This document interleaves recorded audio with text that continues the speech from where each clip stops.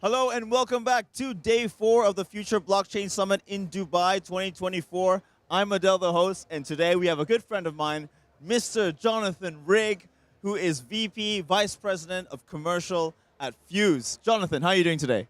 Very good, man. Very good. Good to see you again. How are you? I'm great. It's a pleasure to have you. I think it's the first time we're sharing the frame.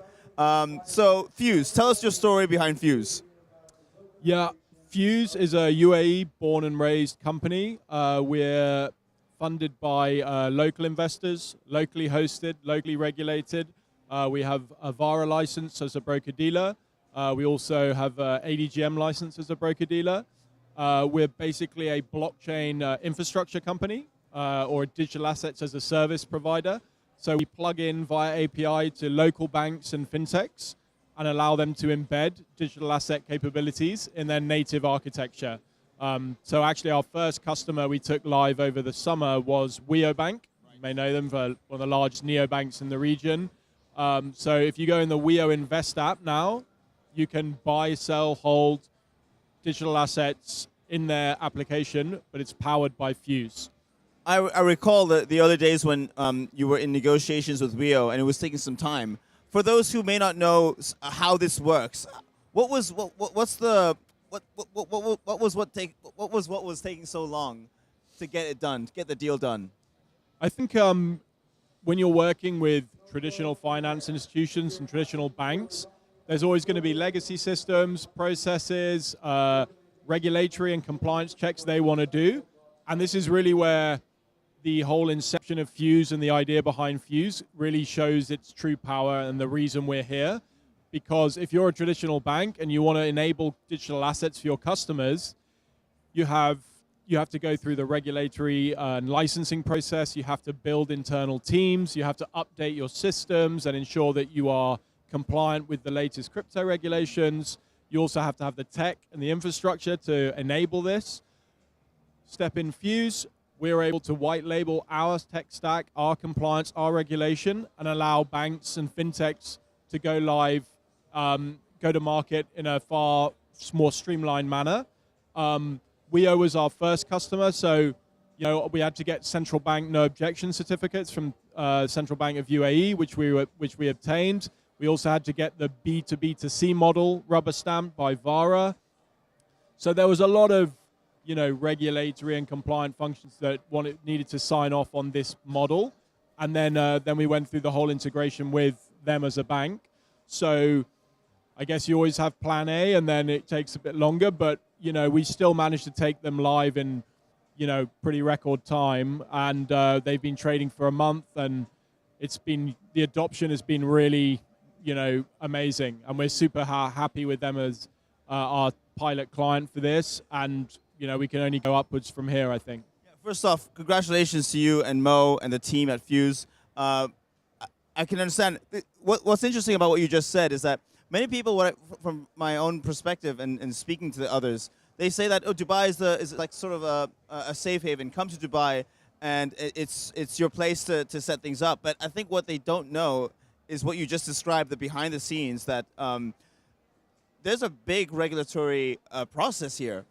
Yes, it may be right and ripe for crypto, but don't underestimate the regulatory scrutiny that takes place behind the scenes. 100%, 100%. Look, there's the regulation in the UAE is robust, but what is also alongside that robustness is a real forward-thinking attitude, one that wants to support adoption in the local market, one that wants to welcome local and offshore businesses to come and launch crypto products, digital asset products in a regulatory and compliant manner.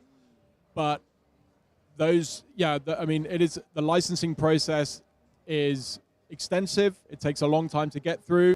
You can't cut corners. You really need to know your stuff. You have your own compliance and your own MLROs, your own legal, your own finance. You really need to come prepared for that process, and you need to put a lot of time and effort in to go through what is a robust framework and licensing process from initial approval through to fully operational. It's a process, but you know that at the end of that process, you're going to be in a supportive economy, a supportive framework, and a part of the world that is really embracing innovation and digital assets, and one where there is large both retail and institutional adoption.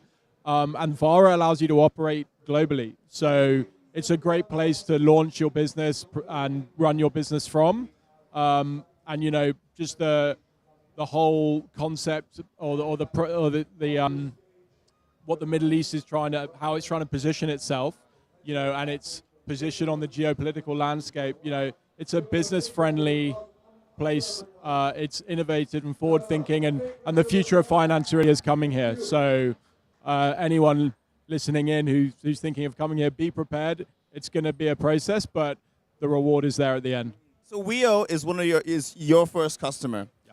So that's one category of customer, which is neobanks. Are you looking at other categories of clients? Yeah, great question. I think the application of blockchain and digital assets can support multiple use cases.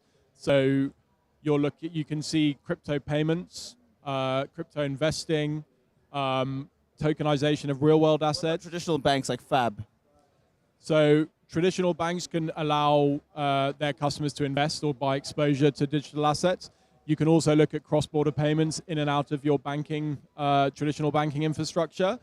And then you're seeing a lot of banks looking at tokenization of real-world assets as well. So Fuze, without naming names, we do have a lot more local banks here in our sandbox.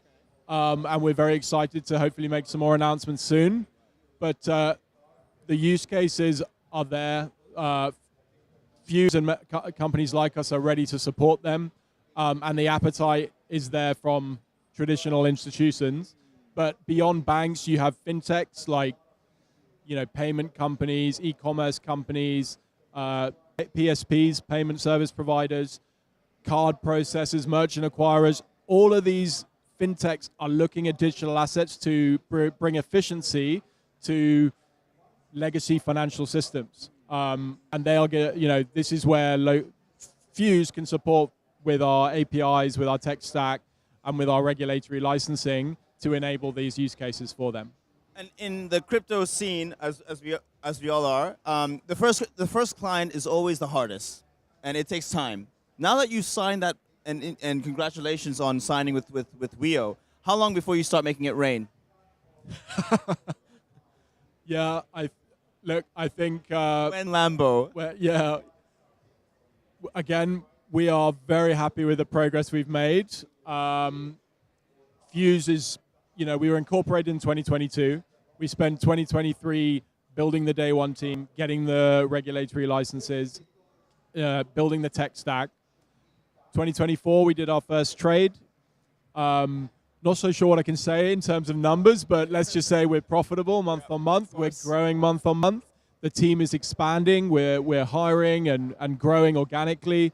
So it really speaks to the use cases we're working with, the region we're based in, the adoption wider in the market, and the customers we're seeing coming to us and those that we're reaching out to. It's just I think, we saw a bit of a bull run in the Q1 this year. A lot of commentators are expecting another, price surge toward the end of the year. Let's see what happens with the presidential elections in the US. But then globally, you're seeing frameworks, MiCA in Europe, supporting crypto adoption in Europe. Let's see what happens in the US. They're always the bear, but, that narrative is hopefully changing. And then the Middle East into Asia, frontier markets, the adoption of digital assets is just massive.